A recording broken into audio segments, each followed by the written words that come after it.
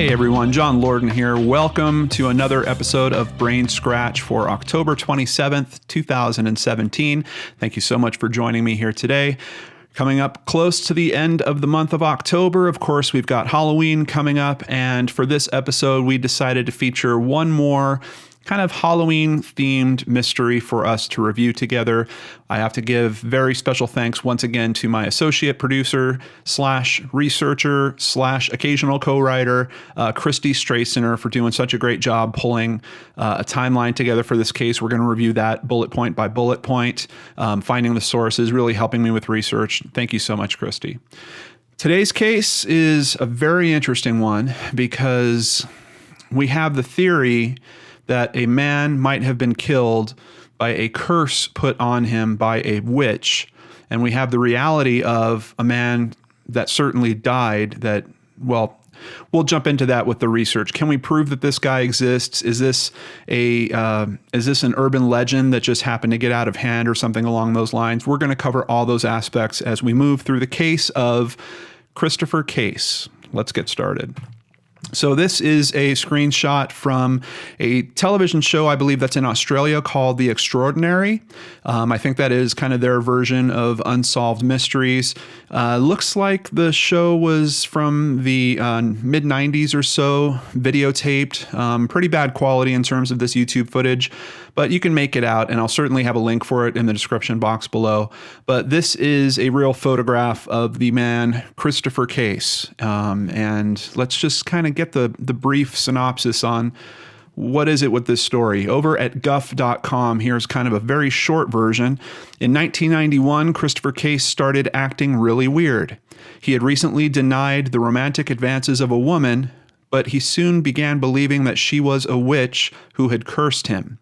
Christopher began filling his apartment with crucifixes and candles and sprinkling lines of salt on the floor. He called one of his friends and spoke about feeling a foreboding sense of doom. A few days later, he was found dead in his bathtub. There was no water in the tub, and Christopher was still wearing his clothes. Investigators found no indications of what killed him. So that is a very brief version of what we're going to dive into today in much more detail and see if we can try to make sense out of this. Are there elements of this blurb that are true, things that might not be true? Let's look at another one just to get a little bit of a different point of view. This is at viralnova.com. After going on a date with a woman who claimed to be a witch, 35-year-old Christopher Case told friends that he was cursed. He said the witch was tormenting him and he feared for his life. A few weeks later, Case's dead body was found in his bathtub. There was no water in the tub and he was fully clothed, kneeling in a prayer position. Although there were numerous crucifixes and other talismans in his apartment, there were no signs of foul play. Coroners claimed that he died of a heart attack. A couple different facts here. They're saying that he was out on a date here, where in the first one, I don't think they really, we get that there was some romantic advances being put on by the woman, but I don't know that I would necessarily call it a date for the event that they were out at together. To understand that a little better, we have to understand a bit of Christopher's backstory. So first of all, can we answer the question, is this guy real or not? Let's take a look at Spin Magazine from 1989, and here we see there is a little blurb about Muzak. Now, if you aren't familiar with the company Muzak, they catch a lot of grief. It's essentially the music that you hear in elevators. Sometimes you'll hear it playing in supermarkets. It is music that is usually instrumental, and it's usually kind of instrumental versions of popular songs or songs that you might know. Usually kind of soft rock stuff or maybe even older songs. It's not a very hip thing, but they were trying to change their image at some point. They hired Christopher as a director of programming, and we could see that in the blurb here. Over on the right, Christopher Case, director of programming at Muzak's headquarters in Seattle, Washington, was hired away from a rival background music service 2 years ago to overhaul Muzak's image. Quote, "We want to get away from the elevator association," he says. "We want it to be functional, to aid people doing their job, and we also want it not to be offensive to people." Did he exist? We've got Spin Magazine here citing him and quoting him directly. So I think that mystery is solved. Outside of that, there's an article at the LA Times. This is from December 19th of 1990. It's talking about Muzak having its mission, kind of once again about it being overhauled. And this also refers to Christopher Case, 35, manager of artists and repertoire for the Environmental Channel, decides which songs are going to be added to Muzak's active library of 5,000 titles and which orchestras are going to record them. So he definitely existed. We're not in urban legend territory. We're now drifting firmly towards real life. So if he existed, and at least the end of that story is true, we know that he does indeed die at the age of 35, kind of young. Can we find out a bit more about that? Let's keep pressing forward with the articles here. Jumping over to coasttocoastam.com, which is, I'm sure many of you are familiar with. It is largely a radio show, but they also have a website. They get into kind of hard to explain things, into the paranormal, into the supernatural. But they have an article on this as well. While on a business trip to San Francisco, Case befriended a woman who claimed that she had a collection of ancient Egyptian music.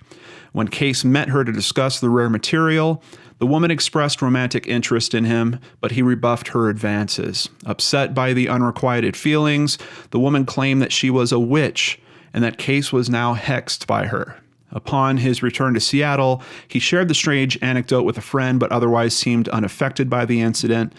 However, as time went on, Case began to get increasingly paranoid and frightened, his friends say, and he complained of being mentally attacked while sleeping and waking up with small cuts on his fingers. His descent into madness culminated with Case being found dead. Now, the episode of The Extraordinary goes into details that I haven't really seen in many other places, in particular about the types of attacks that happened to him. Seems like mostly happened at night for some reason. One of the descriptions that happens almost seems like an episode of sleep paralysis. He mentions that he's awake, but he's not able to move. He feels like he's being attacked. In that TV show, they describe it as, I believe that he feels like there's hands around his neck and the force is so incredible it actually lifts him off his bed.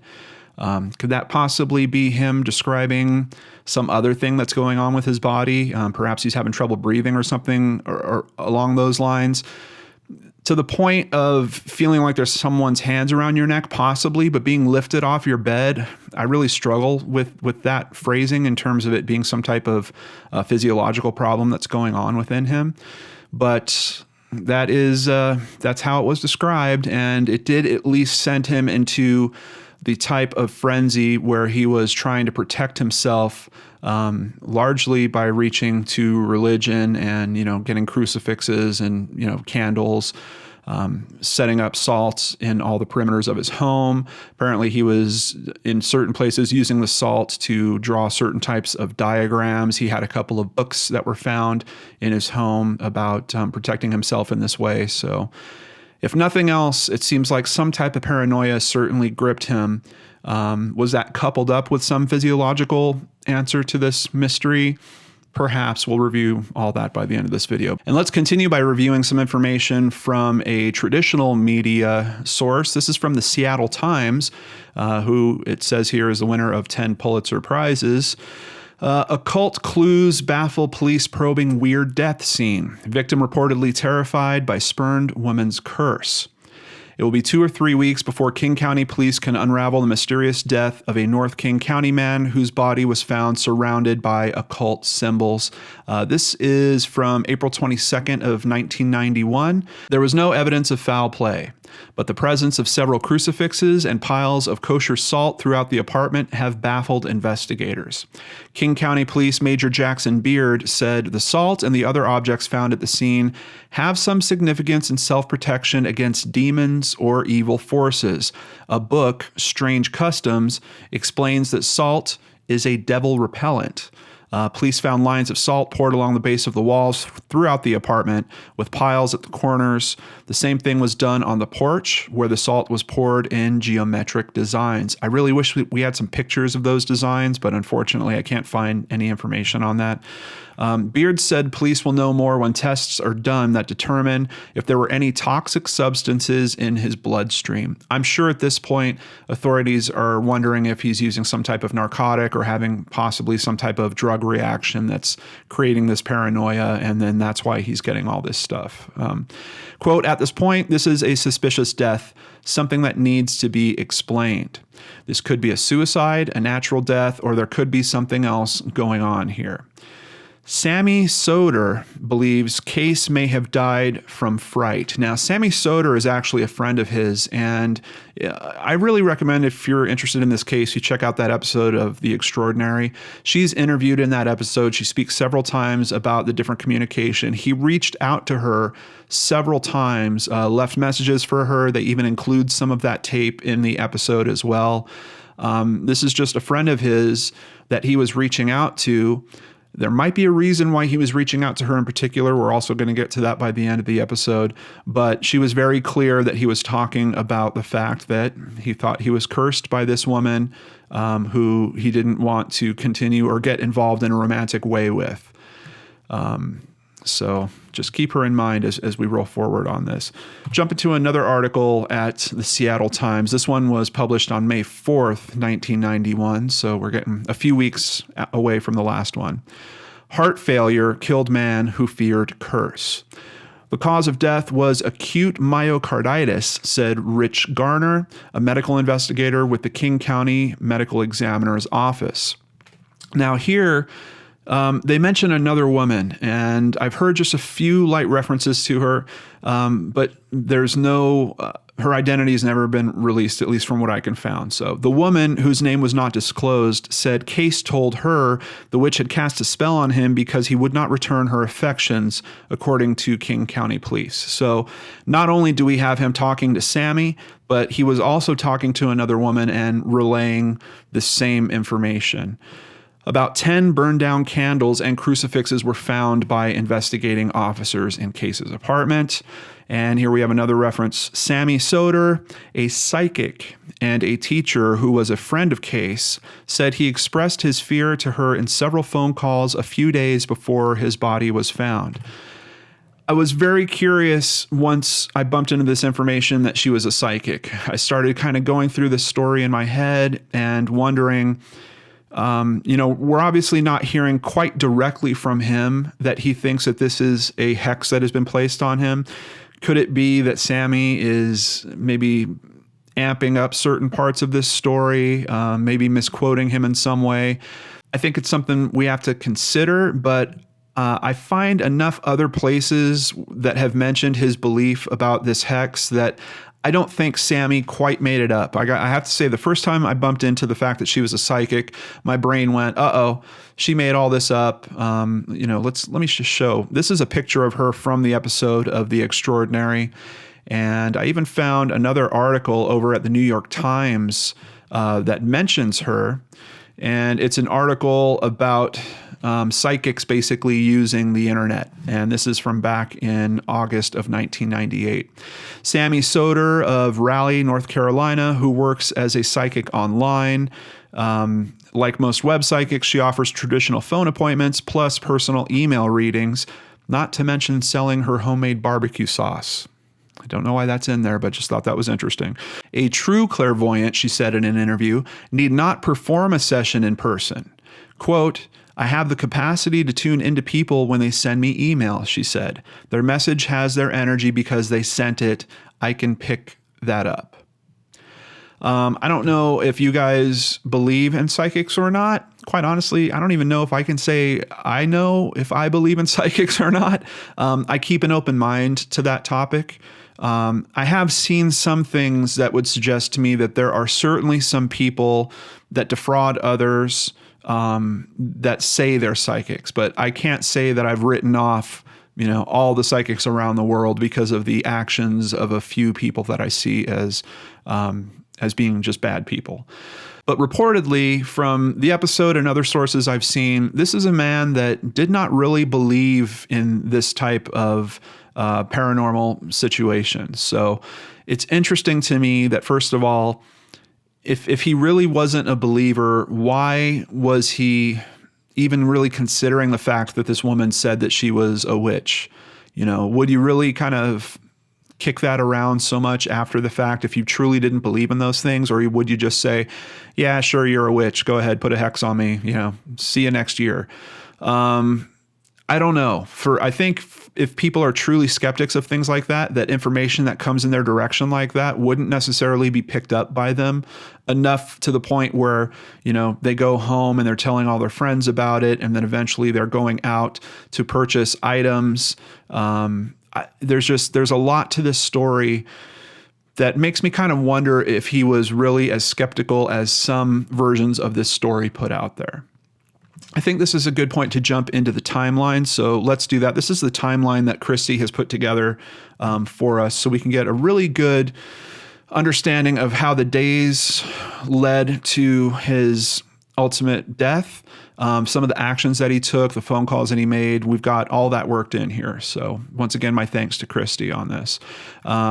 Christopher Chase, 35, was described as down to earth and a leader in his field. He was both conservative, ordered, and was known to be a health conscious person. That's another part where people really get hung up on this story because you've got a 35-year-old guy. He was fit. He was active. He took his vitamins. He was someone that was really on top of his health. So I think that's part of where people have trouble believing what happened to him and believing the official explanation that he essentially had a type of heart attack. April 11th, 1991, on a business trip to San Francisco to meet with executives within the music industry, Christopher Chase met with a woman who was importing rare ancient music from Egypt. Intrigued, he asked her out to dinner. Case loved music and enjoyed being able to talk with others about it. As the night progressed, the woman made a pass at him, which he politely declined. In anger, the woman stated that she was a witch and would put a curse on him that would make him sorry. Now, at this point, I just want to put one thought out there. And I don't know enough about witchcraft to really speak too much to this, but if someone is powerful enough to put a hex or a curse on a person to actually kill them, couldn't we assume that they might be powerful enough to also put some type of hex or spell on him so that he would maybe not fall in love with her, but at least would be interested in her enough to give her whatever she's looking for? I kind of struggle with this aspect of the story because I wonder how we went from, this is someone trying to sell music. I don't even know about this aspect about it being ancient music from Egypt. It's been quoted all over the place that that's what it is. But I think it's this weird thing that kind of adds another layer of mysticism to this story. I don't really know if it's true or not. But now we have a witch that, he says, no, I'm sorry, I don't want to be with you. And she's like, well, that's it. I'm going to put a curse on you and you'll be sorry for passing this up. I don't know. If she was really that powerful, couldn't she just say, no, you are interested in me, bang, and, get whatever she's looking for? That's just one of the things I'm considering, even outside of the whole realm of, is witchcraft effective in this way or not? I know I've watched some specials on witchcraft. I'm intrigued by the conversation around it. I know that there are kind of white witches and dark witches and all kinds of different avenues to look at when it comes to that. But it just strikes me that if someone is this powerful, wouldn't she be powerful enough to do something else to him rather than, kill a guy because he didn't want to spend time with her? I don't know. So the witch said she would put a curse on him that would make him sorry. She said he would be dead within a week. Christopher didn't believe in witches, but the woman did unnerve him. Upon returning home, he related the story to his friend, Sammy Soder. We know he's got another friend he also talked to about this, saying that he didn't think much of her threat. Soder was a 10-year friend living in Fayetteville, North Carolina. Jump ahead a couple days. Sunday, April 14th, first of 3 phone calls. Case called Soder, claiming to be up all night hearing whispering voices that he could not find the source of. He felt as though he was being watched and would see moving shadows within the apartment that he lived in. So if nothing else, clearly this guy is dealing with some severe paranoia that is starting to show up here. A couple days after that, Tuesday, April 16th, second phone call. Case went to Evangel Incorporated bookstore near his home. The owner, Rodney Higuchi, explained that when Case entered, he asked him where his crosses were. After being shown, he walked over to the display and grabbed several of them. When asked what he was using them for, he said he believed he was being assaulted by supernatural forces and needed them for protection. He then asked if they had been blessed with holy water. Mr. Higuchi noted that at this point, Case looked okay. That night, he once again called Soder and said he was being attacked throughout the night. Now, Rodney Higuchi, I believe, shows up in The Extraordinary as well. So they have footage where they're interviewing him directly. These aren't just names that are kind of being made up for this urban story. We know that these are real people. Sammy's in it. Rodney's in it. So he calls Soder, quote, he said he was afraid and that they had been attacking him all night and cutting him. He said he'd woken up with little cuts on the end of his fingers. Now, what I'm not certain about is this is happening on April 16th. I think we're only a couple days away from when he actually dies. We really don't hear anything about the cuts on his fingers being found. We don't hear about it from the police. We don't hear about it from the medical examiner. And I have to say that I've looked into enough autopsies that anything on the body is noted. Anything that could be seen is noted. So if he did indeed have all these cuts on his different fingers, I'm sure it would have showed up on the autopsy report. I haven't seen the autopsy report for myself, but something that interesting, I would believe that any reporter that did have access to that autopsy report, or even someone that knew this story and was talking to the medical examiner, would have asked about the slices on the fingers. And I haven't seen anything to really back that claim. So I just have to put that out there. Case told his friends he would wake in the morning to find his body covered in bruises. Once again, bruises would be noted on the autopsy report, though I don't know that that would necessarily be newsworthy. So it could be that the autopsy report does indeed show that. He had not shown up for work in 2 days. That day, he scattered crosses all over his apartment, ran salt along all of the baseboards, and left piles of salt in every corner. He had also taken notes on methods of combating evil spirits. That night, in fear, he left and checked into a motel. Soder could no longer reach him after 3:30 p.m.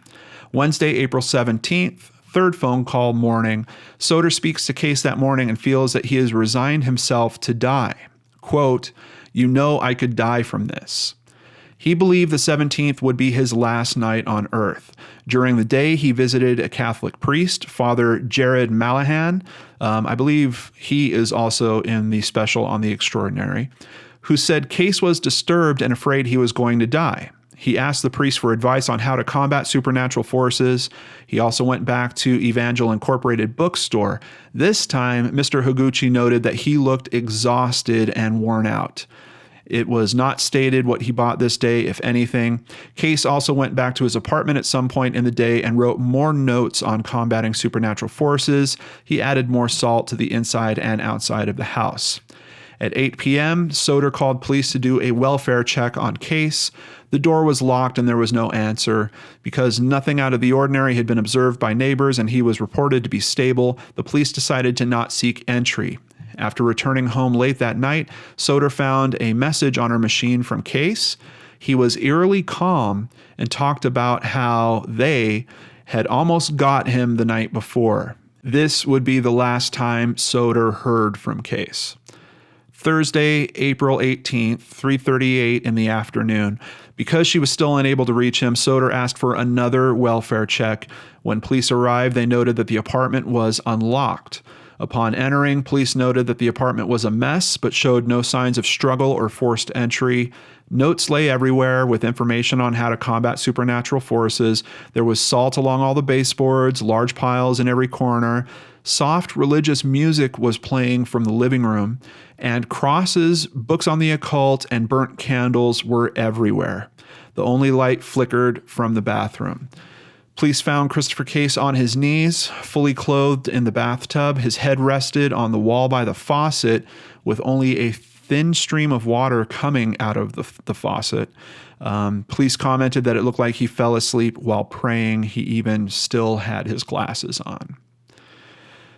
Very mysterious, especially when you go point by point like that through the days leading up to this unfortunate death. I really don't know what to think on this, guys. There's a lot going on here, but I think we have to separate this kind of into two things. He's certainly dealing with a belief that something supernatural is attacking him. And my earlier theory that maybe his friend was making some of this up, his actions are speaking way louder than that theory can hold up to scrutiny for.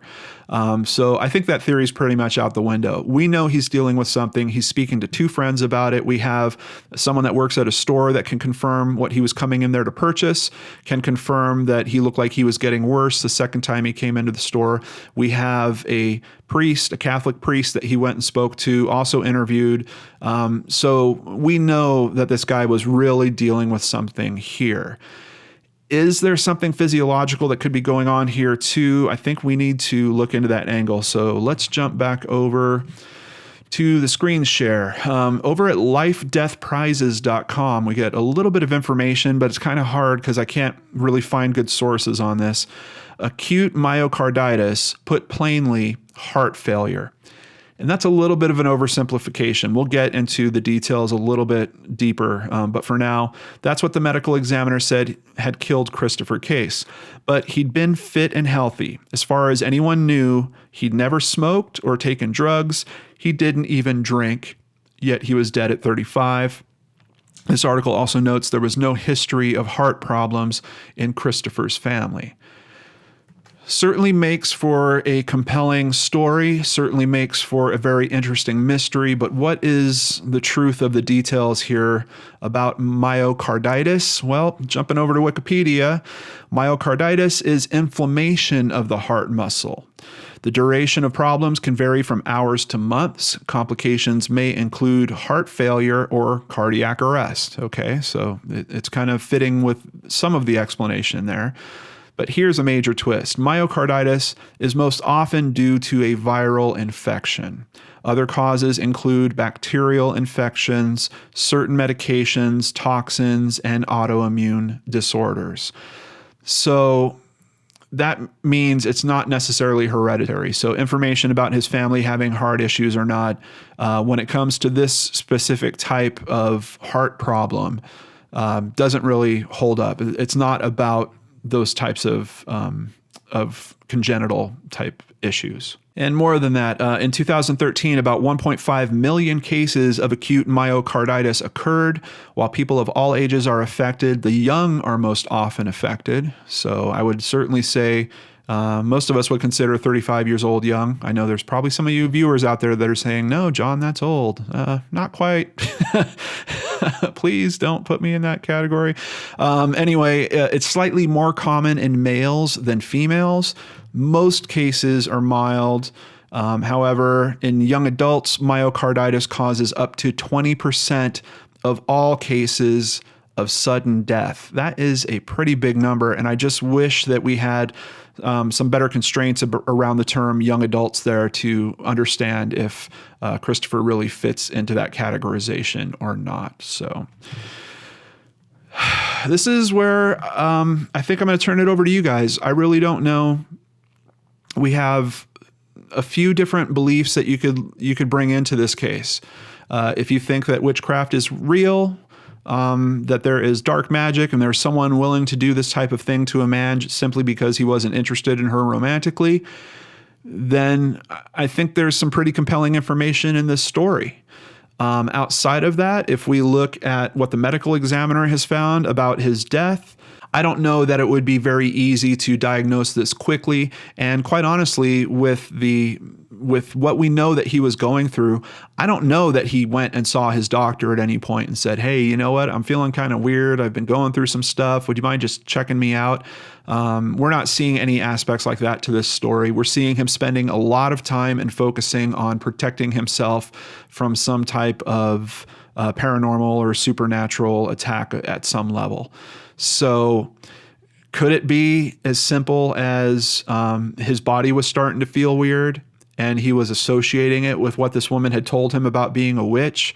And instead of going to get some help that might have been able to do something, might or might not, I think it's pretty questionable if he could have been helped at the point where he was experiencing these types of things. But regardless, did he just focus in the wrong direction and reach for the wrong type of help? Is it possible that his body not feeling right, or I don't know, maybe lack of blood flow or something like that would increase his anxiety to this point, would give him sleeping problems maybe that led to the anxiety if he wasn't getting good enough rest for several days? I don't know. There's certain aspects to this case where it really looks like someone having almost like an emotional breakdown. But then we have this weird twist with, the official cause of death is, myocarditis. This is really kind of heart related. And did he take anything to exacerbate that in any way or to lead to that type of fatality? I don't think so. According to the information I've reviewed, I can't find anything in terms of drugs being found in his system. I don't know, guys. It's a real interesting mystery to me.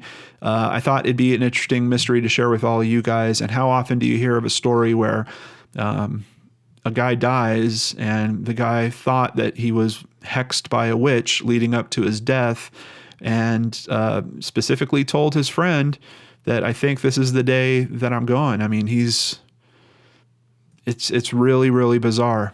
I really don't know where to go with it from here.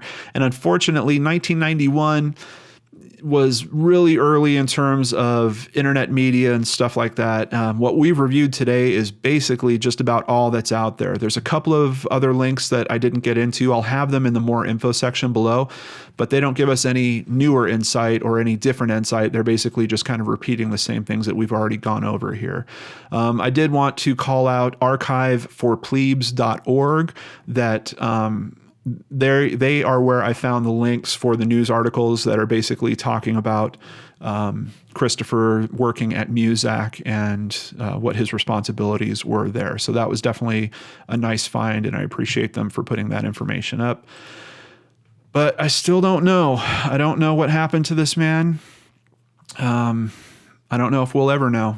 It's certainly an interesting mystery with a lot of interesting angles that we could probably think about and discuss, until next Halloween. But let me know what you guys think about it in the comments below. If you have any other insight on this case, please feel free to include it, share it with the rest of us in the comments below, and let's see if maybe we can get to some better understanding of what happened to Christopher here. Also, I know Wikipedia is not the best source of information, particularly for medical information. I don't know if you're an expert or an expert and you're able to get us some more insight on what might have happened to him. I'd really appreciate seeing that in the comments below as well. So that's it, Brain Scratchers. And that kind of is going to round out the coverage for the Halloween season. I do have a case cracked for next week that is still going to be in the Halloween theme, but after that, we're going to shift gears and get back to our normal thing, true crime, paranormal, supernatural, me looking for ghosts every now and then, all that kind of stuff, even if it's not October. But I hope you've had a good Halloween season. Thank you so much for all the support. I'm still just eminently stoked on hitting 40,000 subscribers. You guys out there are amazing. And before I let you go, I just wanted to say I really, really appreciate all the supportive comments on the interview I did this week with the family of David Gibson Smith. You guys have been amazing in that comment thread, and I hear the message loud and clear. You guys are telling me that those types of interviews seem like something I'm pretty good at doing. So I'm going to look to conduct more of those interviews, more of those types of interviews in the future. But thank you guys for being so caring and leaving such thoughtful messages there. I truly, truly appreciate it. Enjoy your weekend, everyone. I'll see you back here on the Lord and Arts channel on Monday. Take care.